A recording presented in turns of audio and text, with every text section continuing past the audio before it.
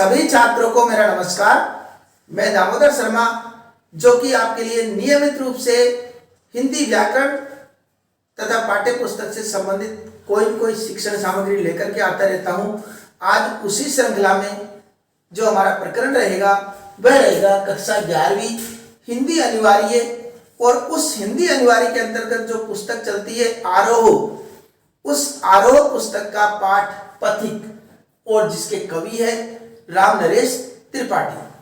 तो देखिए बच्चों, इस पाठ के हमने जो पिछले भाग पढ़े हैं उसमें हमको बड़ी प्रकार से ये ज्ञात हो गया कि इस पाठ में प्राकृतिक सौंदर्य का बड़ा ही अद्भुत चित्रण राम नरेश त्रिपाठी द्वारा किया जा रहा है। उन्होंने समुद्र की शोभा का वर्णन किया और प्राकृतिक शोभाओं का वर्णन किया। इसके साथ साथ ये लगा उनको कि इस प्रकृति की गोद में आकर के, प्रकृति की गोद में आकर के उनको स्वर्ग की अनुभूति हो रही है। ये सब बातें पिछले वीडियो में बताई गई थी। अगर आप उनसे वंचित हो तो पिछले जो हमारे वीडियो है उनको आप अवश्य देखिए। वैसे आपकी सुविधा के लिए मैं उनके लिंक डिस्क्रिप्शन में दे दूंगा, वहां जाकर के भी आप उनका अध्ययन कर सकते हैं। तो आइए आज का हमारा बिंदु प्रारंभ करते हैं, भाग 4। तो यहां पर देखिए सूर्योदय, सूर्योदय का कवि ने बहुत ही सुंदर और अद्भुत चित्रण इसमें किया गया है। सूर्योदय चित्रण अर्थात चित्रण से तात्पर्य हो गया चित्रात्मक शैली। यहां पर चित्रात्मक शैली ये तो है ही। अब देखिए क्या वर्णन किया गया। जब गंभीरतम अर्ध निशा में जग को ढक लेता है। गंभीर कि जब रात्रि काल में गंभीर भयानक, तम का मतलब हो गया अंधकार। तम का मतलब क्या हो गया? अंधकार।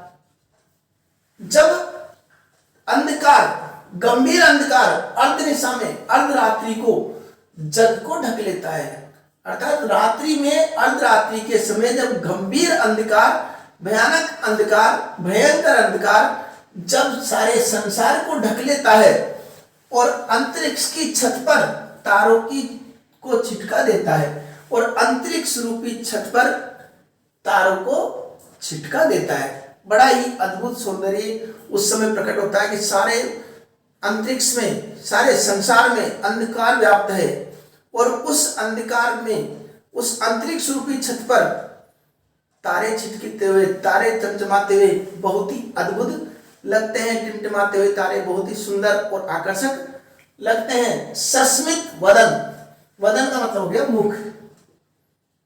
सस्मित प्रसन्नता, मुस्कुराहट भरा मुख। जगत का स्वामी अर्थात सूर्य। तो सूर्य जगत का स्वामी यहां पर किसको कहा गया है? सूर्य को। सूर्य अपना मुस्कुराहट भरा था, मुस्कुराते हुए मुख से मृदु गति से आता है।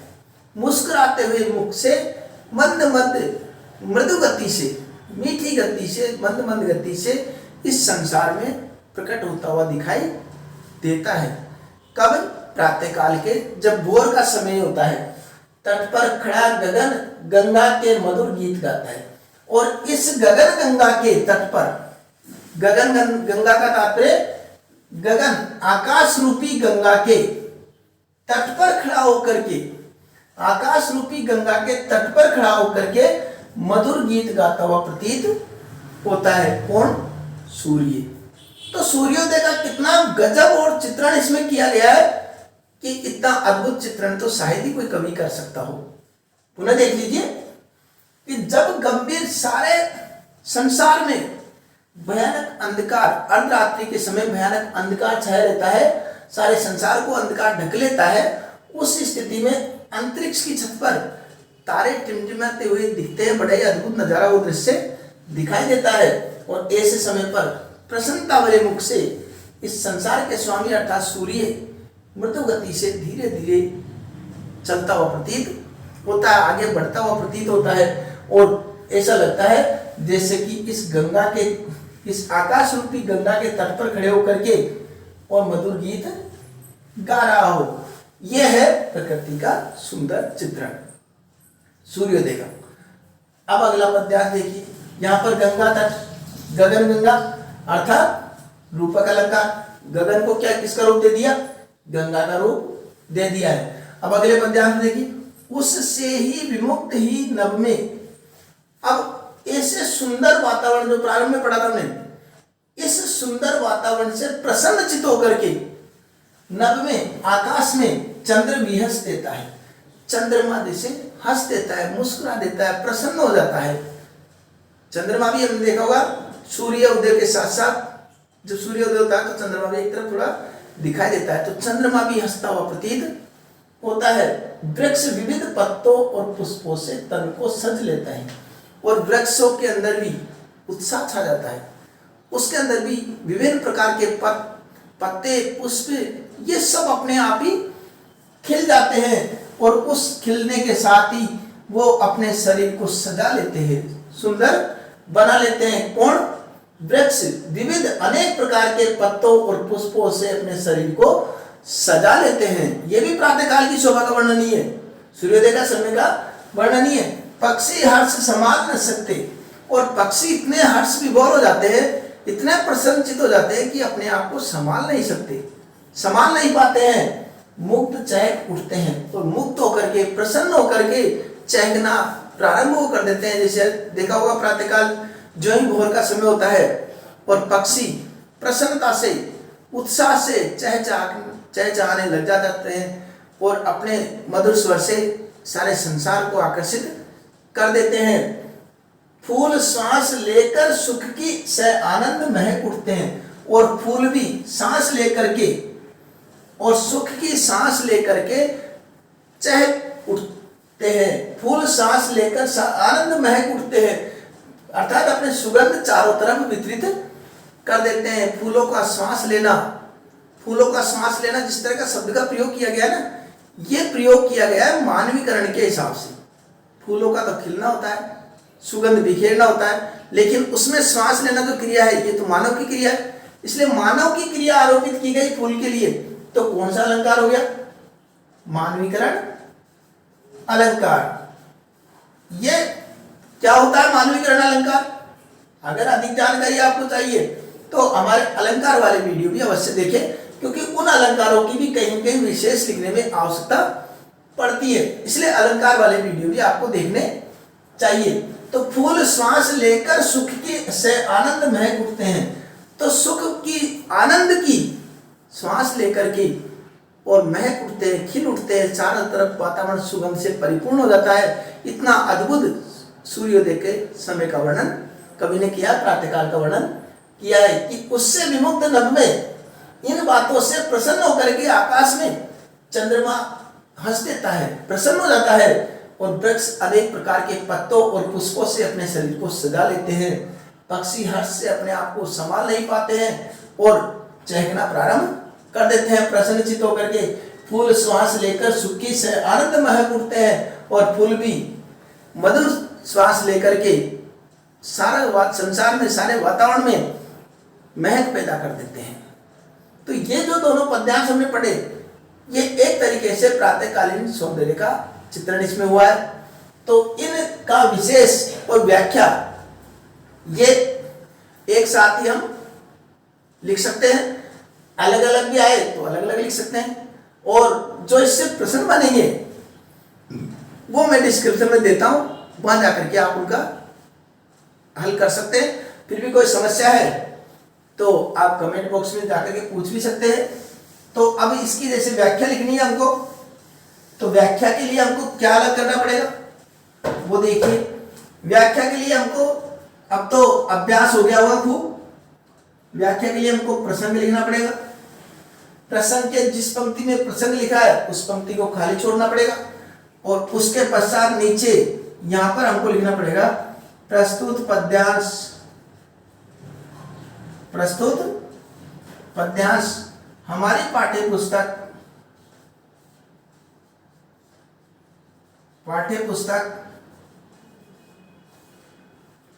आरोह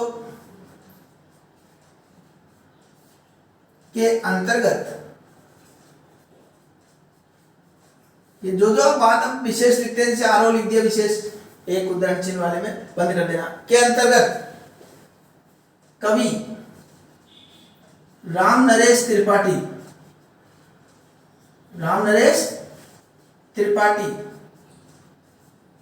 द्वारा रचित, अब राम नरेश त्रिपाठी को एक उद्धरण चिन्ह में, द्वारा रचित पथिक शीर्षक से अवतरित है। पथिक शीर्षक से अवतरित है। अब इसमें कवि ने प्राकृतिक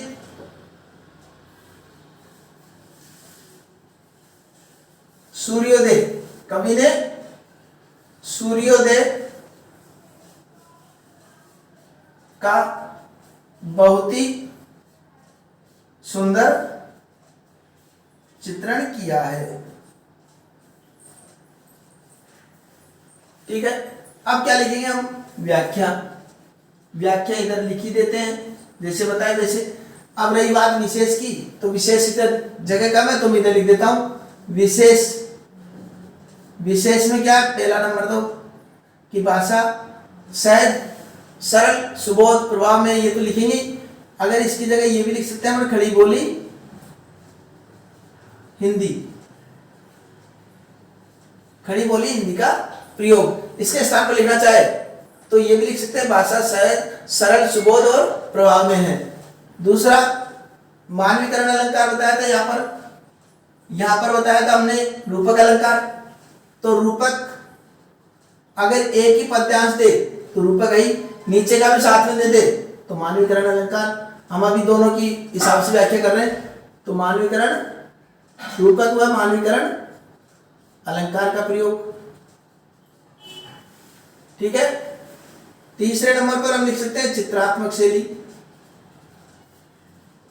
क्योंकि इन सबको वर्णन करते हुए देखते हैं, जब हम व्याख्या करते हैं तो कहीं न कहीं हमारे समक्ष एक चित्र उपस्थित होता है, और वह चित्र उपस्थित होता है तो ये कहीं न कहीं उस चित्रात्मक शैली को प्रदर्शित करता है, बिंबात्मक शैली भी कह सकते हैं। और यहाँ पर प्रातःकालीन शोभा का बहुत ही सुंदर चित्रण हुआ है, चौथे नंबर पर ये विशेष लिख सकते हैं। ठीक है, आशा करता हूं आपके पद्यांश भली प्रकार से समझ में आ गया होगा। इसी प्रकार के कई जो शिक्षण बिंदु है वो आपके समक्ष में निरंतर लेकर आता रहूंगा। तो अगले क्लास में आपसे पुनः मुलाकात होगी, तब तक के लिए धन्यवाद।